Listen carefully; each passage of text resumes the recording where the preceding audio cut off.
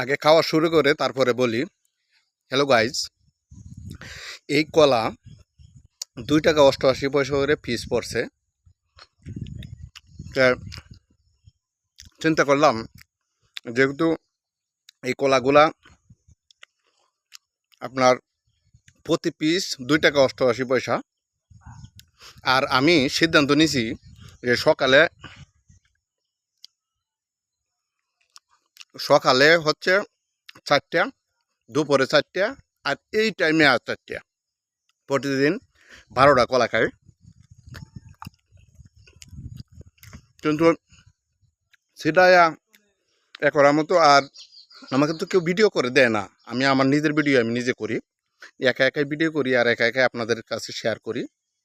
ভালো